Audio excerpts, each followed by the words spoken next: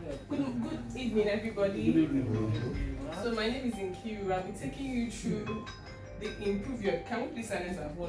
The improve your business session, and I'll be focusing on marketing. I'll be talking about the marketing mix, and the objectives of this program is to define the 7 P's of the marketing mix, identify what to do with each P, so that they all create and enhance the product position.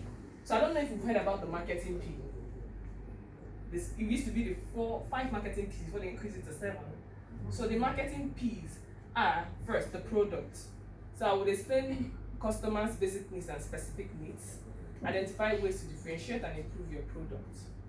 So what are the basic needs versus specific needs? We see a fan in the middle of this picture. So what are the basic needs of a fan? That's the product. If I say I'm going to sell something, what do I intend to sell? That's what I want to ask. What are the basic needs? If I say I'm selling bread, what are the intentions of bread? What's my product?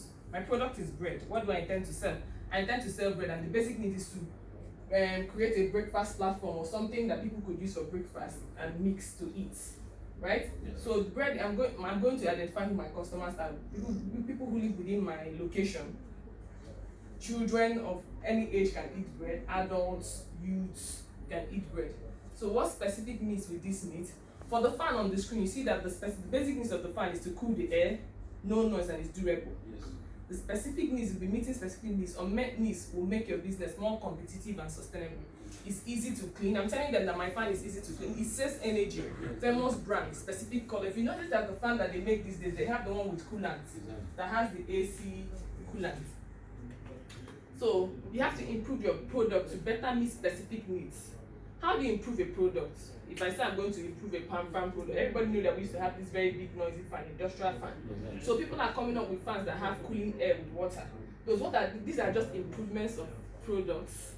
You improve the packaging of the fan. We notice that fans these days are quite small. They are not very cumbersome and big.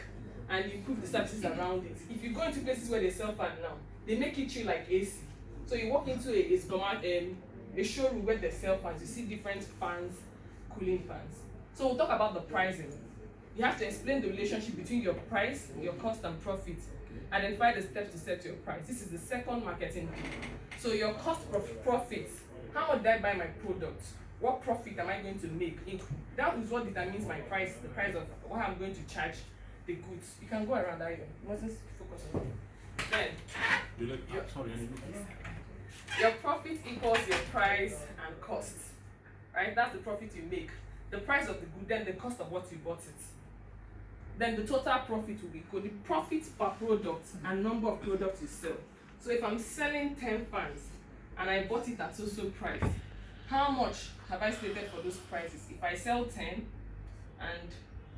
and the number of products, if I sell a fan of 2,000, right? And I sell 5 of it in total. So at the end of that, I make 10,000. Maybe my cost price is 1,500. So my profit is whatever I get after that 1,500.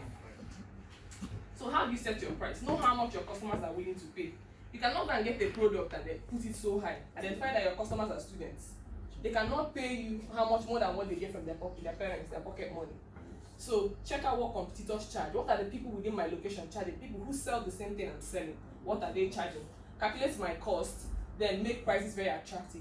Make it very, like ShopRite. If you go to ShopRite, you notice that they sell a good of 700 and they move 1 naira and they make it 699 naira. They make the time attractive. So people are saying, this person is 700, this person is 699.9 kobo set. Do you get it? So that's how they set their price. You make your prices very attractive. Then the third marketing P is your place. Identify different ways to get your product across to your customers. If you know now, coronavirus brought about online marketing. People are marketing their products online. And if you notice in Nigeria now, we have dispatch riders. People deliver goods to anywhere in this Lagos through dispatch riders. So you have to identify if you're going to do direct distribution, retail distribution, wholesale distribution, and who your customers are. So consider retail/wholesale distribution if you standardize your product for all customers. Make low price products so customers can buy often. How many customers who buy your products? Have customers spread over a geographical area. Consider direct distribution. If you offer a service, make a specified, like people who sell hair or anything, it's direct distribution. They're not doing wholesale distribution. Offer a service, make specialized products for individual customers, have only few customers, design and make fairly expensive product for individual customers, provide a service with the product you make. If you choose direct distribution or you're a retailer, your location is very important. Your business should locate near your target customers. You can't be selling bread and make your bread factory in Ogun State and expect people in Lagos to eat your bread. That location is far, people won't buy your bread. So if you're making your bread, you have to make it in that. Okay, if I'm in Ikeja, my bread has Grand Square, you go around Ikeja location. I don't expect my Ikeja bread to be going to Island. So online distribution, like I said, you can sell your things online through your website, your social network, online shopping hub. You can put pay stack. People can pay for the product while you deliver to them. Then promotion. Identify who to inform and what to tell about your product. People do flyers. Even churches do flyers. It's promotion, it's branding.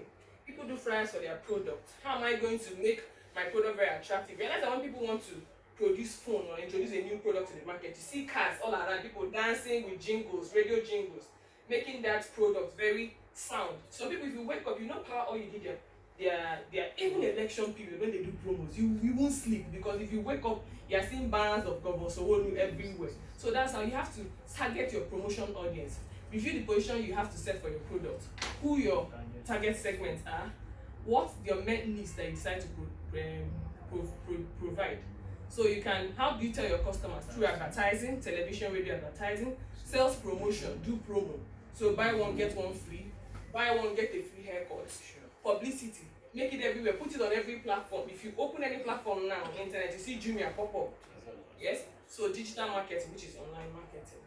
So the basic tools, simple needs, promotion items, suitable to target audience, complement your product. Are you checking my time, please? Are you checking my time? Yes. Okay. So the fifth marketing piece, your people. Explain how important people are in your marketing. Identify key people that differentiate your business. Improve your skills as a salesperson. Without people, you can't sell your goods. Who are you selling to? So it's important that you segment who your people are. Okay, easy to copy. Your product, your price list, distribution channels, promotion activities. Hard to copy people. People can actually duplicate all the things that you use to market your goods, your product, your price list, your distribution. But they cannot take your people from you. So what you need to do, how does my need, my market, my product get across to my people? Who are my target market? If I'm selling ice cream, who am I focusing on? Are they kids? You know, you specify who the people you're selling to are. Position of your product. You can even specify kids coming to buy ice cream. There are toppings, different toppings of the ice cream to make it attractive. It's different from the normal. When Mr. Beast came into Nigeria, everybody used to go to Mr. Beast to get ice cream. Now Domino's have come into Nigeria with different flavors, and when you get there, see kids making orders. They make the ambience of the environment very interesting and fun for children. Who are the key people? Special technical skills, good customer service, and consultative skills. Then know your customers and their needs. You listen carefully. You ask questions for feedback. Give advices and offers. Oh, how is the ice cream? Do you like it? Is the sugar okay? If kids walk in there, you can blow balloons. Make it very interesting. What's your name? You draw a drawing with a marker on the balloon for them. Know how you treat your customers. Be polite. It's very important.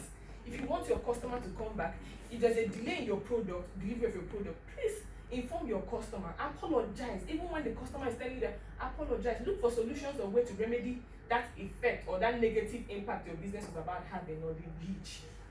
Be honest and trustworthy. Do not disagree or argue with your customers. Thank your customers at every given point in time, because without them, you won't be in business. Then know your products and how to sell them. Know your product, explain the benefit and just the function. Then the sixth marketing piece, your process. Identify your process from marketing point of view. Explain why process is important in marketing. Identify ways to improve your process. Ring to book a table. Come in and wait to be seated. That's standard operating procedures. That's process for me. What do you do? From one point do you get to this point? So if I'm going to interaction with my customers, ring to book a table. Come in and wait for. Come in and wait to be seated. Sit down and look at the menus. That's if you're going into a restaurant. That's their process. Order drinks, order food, wait to be served, enjoy the meal, ask for the bill and pay it, stand up and leave. So that's the process. You don't expect that your clients come in and stand and you want to see them eating standing. If they come, you offer them a seat. Okay, then when they are seated, you call your waiter to come and meet them. That's the process. Oh, sir, madam, here are the menus of what we offer. What will you like? So where's for your process? Shorten or shorten or extend your project, change the sequence and steps from time to time. During this coronavirus, I went to a restaurant, and what I saw on their table, because they started eating in, was a card on top of the table. So when I asked for the menu, the lady walked into me, gave me hand sanitizer. That's their new process. Now, even from the gate, they gave me hand sanitizer. So she asked me, I said, what of your menu? It's a new process I've been going there. She just told me, can you open your camera and scan the barcode on that plaque? And I scanned the barcode and I saw the menu on my phone. So there was no physical interaction. It happened in Ikoyi, and I'm like, oh, I'm impressed. This is not what I saw here the last time. So always look for ways to improve your process. Make it more, like in the pandemic now, they don't want hand touching and everything on the menus, because the menu also carries jam from time to time because people have to touch it. But just your phone, you scan your barcode. Scan the barcode and you have the menu and make your order. Improve the service from time to time, like I said. Then physical evidence, which is the last 7P. Explain why physical evidence is important. Identify how to create physical evidence. What customers can, they see, they hear, their lips, their hand, and their knees. At any interaction with your business, let your place be neat and tidy. Let it smell good. Consistent color and style. Have your brand. It's not like branding is the key to everything. There are people, when you go to their restaurant, if you go to Domino's, you know that their color is red and blue, right? And if you go in there, most times it smells nice, and you see that the customers, the servers there are very friendly, and they keep screaming, "Welcome to Domino's!" Sometimes when I come, I'm just like, okay, welcome, and sometimes you join them singing. So this is the end of my product. So for you to get your product in the market, to make it, you think about your marketing P.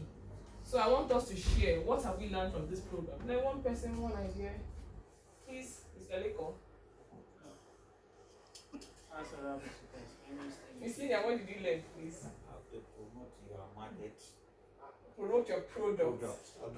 How to promote your product. How to put your product. The customer to the satisfaction of customers. Okay, thank you very much. Mr. Friday, what did you learn from the program? I think the program is very nice. It's an eye soft to me. That's if you are doing a program with this guy, if you are going to start your business now, what we learn now, this one will just go in. Good. John, can you share with us what you learned? Then how to brand our products and to affect locations for the products. Mr. Lee, what did you learn, please? So you learned how to make your customers satisfied. Just the key thing is always the marketing me. You think about your product, your people, promotion, location, place. So for you to start a business, you have to also always think about your marketing piece. This is the end of the program, and I want to say thank you for sharing your time with me. See you another time. Bye. Thank you. Bye. Cut.